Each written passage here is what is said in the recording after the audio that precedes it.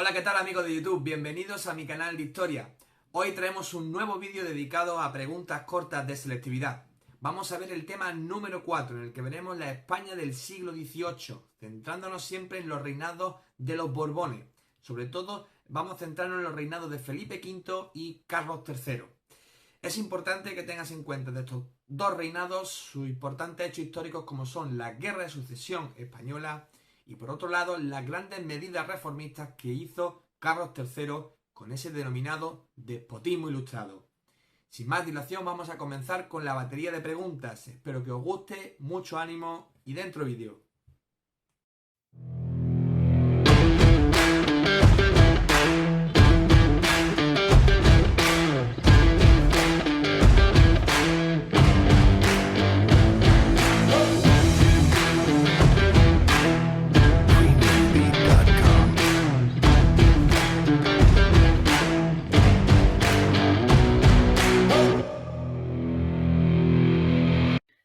Muy bien, pero antes de nada quisiera enseñarte qué vamos a estudiar en este tema número 4. Como os he comentado, vamos a estudiar la dinastía borbónica en el siglo XVIII y en ella aparecen una serie de reinados en nuestro país que vamos a empezar nosotros por el reinado de Felipe V. Junto a él vamos a estudiar también el reinado de Carlos III. Ambos reinados son los reinados más importantes que tenemos que estudiar. También vamos a estudiar con alguna que otra pregunta el reinado de Fernando VI, por si acaso pudieran poner algún que otro tipo de pregunta. En cuanto al reinado de Carlos IV, no lo vamos a estudiar en este tema, sino que lo estudiaremos más adelante con la Guerra de Independencia Española. Sin más preludio, comenzamos con la batería de preguntas. Muy bien, vamos con la primera pregunta. ¿Cuál fue el último reinado de los Austria? Muy fácil, ¿verdad? El reinado de Carlos II. Recuerda que es recordado como el rey hechizado. Segunda pregunta, ¿qué dinastía continuó en España tras los reinados de los Austria? Correcto, la dinastía borbónica. Fue la casa real que sucedió a los Austria en España. Vamos con la tercera pregunta. Cita a los dos candidatos al trono español tras la muerte de Carlos II. Muy bien, los dos candidatos al trono en la corona española fueron por un lado Felipe de Anjou y por otro lado el archiduque Carlos de Austria. Los dos se van a enfrentar en la guerra que nosotros conocemos como la Guerra de Sucesión Española, que más adelante veremos una serie de preguntas relacionadas con ella. Vamos con la cuarta pregunta. ¿Cuál es el nombre del primer rey de la dinastía de los Borbones? Muy fácil, ¿verdad? Felipe V, denominado el Animoso, que reinó desde el 1700 al 1746. Quinta pregunta, indica en qué siglo comienza la dinastía de los Borbones. Correcto, es el siglo XVIII, es el siglo más importante de la Casa Borbónica, tanto en España como en Francia. Es el siglo XVIII, es el siglo conocido como el siglo de las luces o de la razón. Y es muy importante porque en este momento aparece un movimiento político que es conocido como el movimiento de la Ilustración, que va a dar lugar a crear un nuevo sistema político que nosotros conocemos como despotismo ilustrado. Más adelante veremos sus principales características. Sexta pregunta, cita qué guerra enfrentó a los partidarios de Felipe V y el archiduque Carlos a principios del siglo XVIII. Esta está muy clara, ¿verdad? La Guerra de Sucesión Española, que duró desde el año 1701 al año 1714. Continuamos con nueva pregunta. ¿Qué tratados de paz dieron fin a la Guerra de Sucesión? Bien, el tratado por excelencia que siempre recordamos para definir el tratado de paz de la Guerra de Sucesión es el Tratado de Utrecht, que se firmó en el año 1713. Pero en este caso nos preguntan qué tratados de paz. Por lo tanto, tendríamos que mencionar también el Tratado de Rastatt. Ambos son los principales tratados que se firman como acuerdos de paz en esa Guerra de Sucesión Española. Octava pregunta, ¿cómo se denominaron los tratados de alianza entre España y Francia durante el siglo XVIII? Correcto, son los denominados pactos de familia. Bien, como su propio nombre indica, es una serie de acuerdos familiares que se hicieron entre la Casa Real francesa y la Casa Real española, es decir, entre los Borbones. Se produjo dos pactos de familia durante el reinado de Felipe V, un primer pacto en 1733 y un segundo pacto 10 años después, en 1743. ¿Cuál es el objetivo de esta serie de pactos? Básicamente es intentar recuperar ciertos territorios que se habían perdido con anterioridad en ese Tratado de Utrecht. Por ejemplo, en el primer pacto de familia, España recupera Nápoles y Sicilia, y en el segundo pacto de familia, el Ducado de Parma. Con el reinado de Fernando VI, este tipo de pactos de familia no se van a llevar a cabo porque este rey mantiene una política de neutralidad. Sí se realizarán con el reinado de Carlos III, en el que será el tercer pacto de familia, por lo que podemos decir que hay un total de 3 pactos de familia durante todo el siglo XVIII. Novena pregunta, ¿a qué reinado corresponde el motín de Esquilache? Muy fácil también, es el reinado de Carlos III, cuyo reinado duró desde el 1759 al 1788.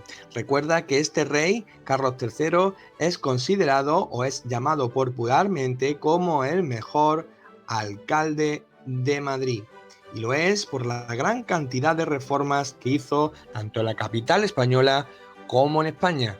Más adelante veremos cuáles fueron esas medidas reformistas.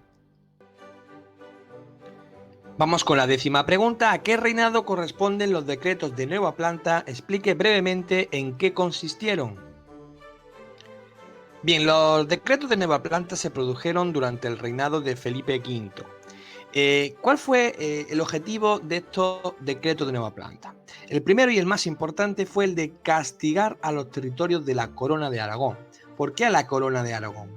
Tienes que entender que si recuerdas la Guerra de Sucesión Española, este territorio de la Corona de Aragón fue el único que no apoyó las pretensiones al trono de Felipe V. Ahora, Felipe V, para castigar y como una especie de venganza, va a realizar estos decretos de nueva planta. ¿Cómo va a funcionar estos decretos de nueva planta? Básicamente va a hacer una centralización política y administrativa de esos territorios, suprimiendo en primer lugar ciertos consejos territoriales y las instituciones, las cortes, el derecho civil, las aduanas y la lengua catalana no la va a permitir en el ámbito público. Por todo ello, va a imponer el modelo político y administrativo castellano. ¿Qué quiere decir eso? Que solo las leyes de Castilla van a quedar imperantes y van a tener más importancia que ninguna otra en España. Continuamos con nueva pregunta. Cita con qué monarca comienza a reinar en España la Casa de Borbón a comienzos del siglo XVIII y explique brevemente su política interior. Muy bien, pues nuevamente hablamos de Felipe V, con ese rey que trajo la monarquía borbónica a España. Pero, ¿cuál fue su política interior? Bien, veamos las características fundamentales de su política. Siempre tenemos que mencionar que se basa en una política totalmente absolutista y donde su modelo político se basa en una centralización. Es una copia totalmente del Estado francés. También es importante que menciones esta serie de frases en la que decimos que el Estado era el rey. ¿Qué quiere decir eso? Eso quiere decir, básicamente, que ahora el rey es el que controla todos los asuntos del Estado.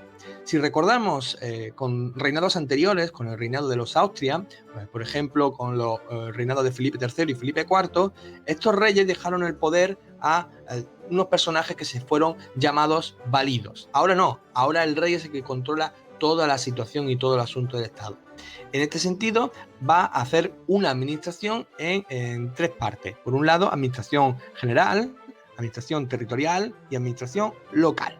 En cuanto a la administración general, algo hemos visto ya por encima, como por ejemplo los decretos de nueva planta, y hay que entender que en este momento la estructura del gobierno se basa solo en un consejo de Estado. También, si recordamos, con los Austria y con los Reyes Católicos se crearon una amalgama importante de consejos.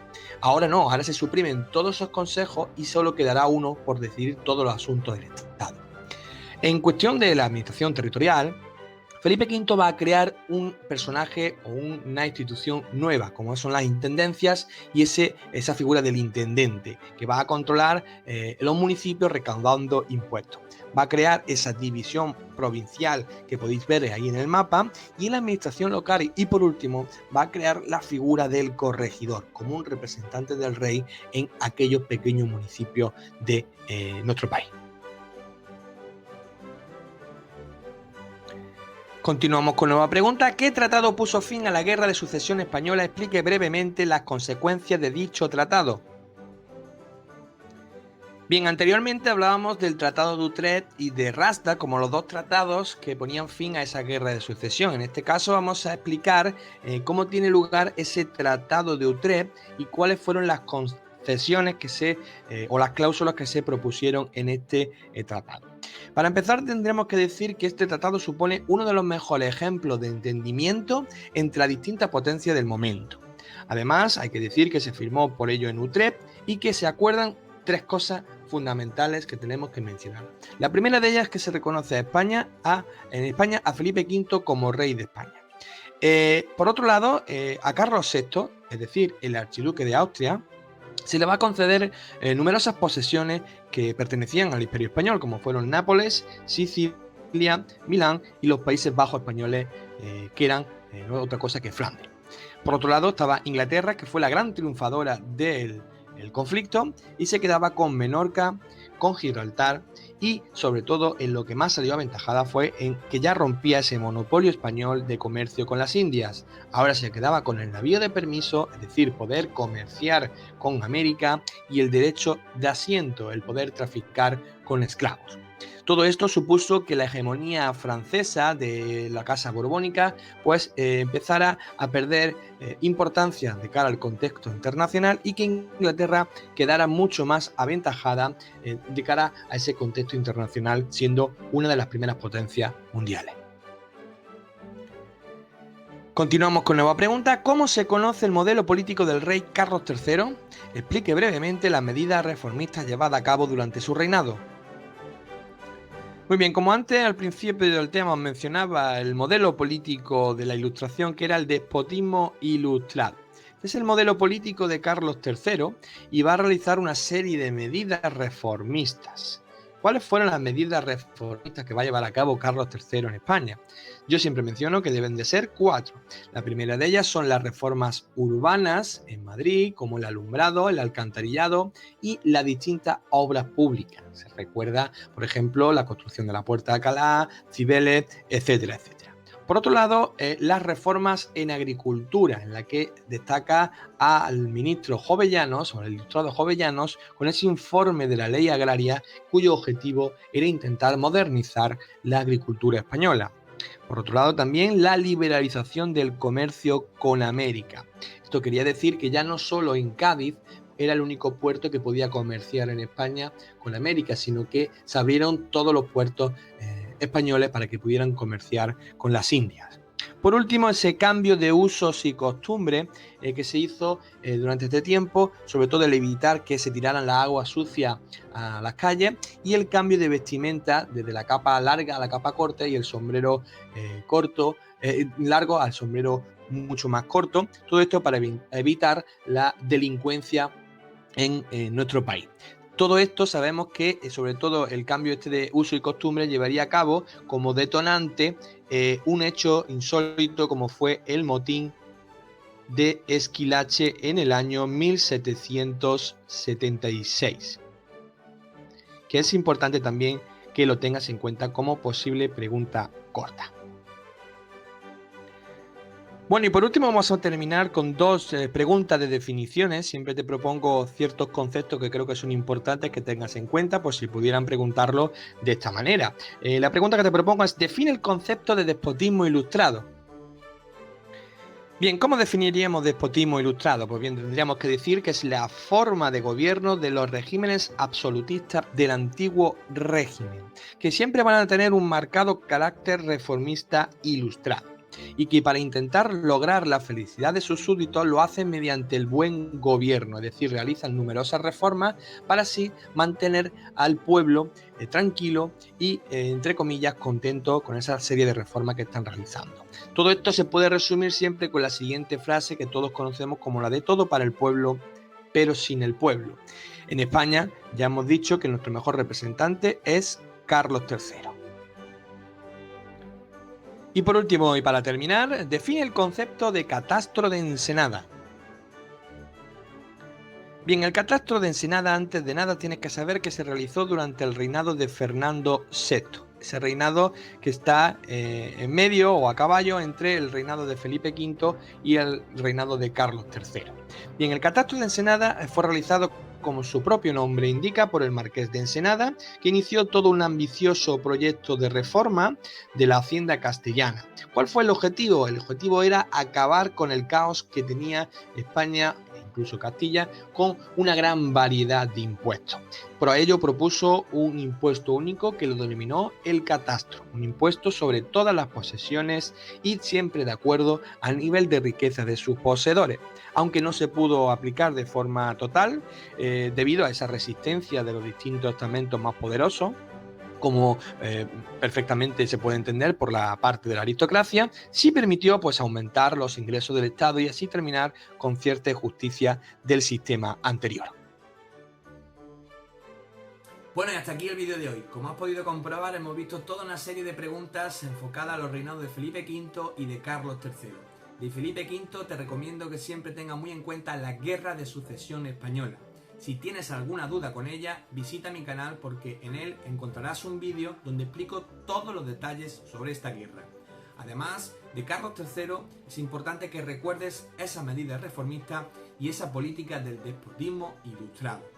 Sin más, si te gusta este tipo de vídeos, no olvides suscribirte a mi canal porque aparecerán muchos más vídeos como este.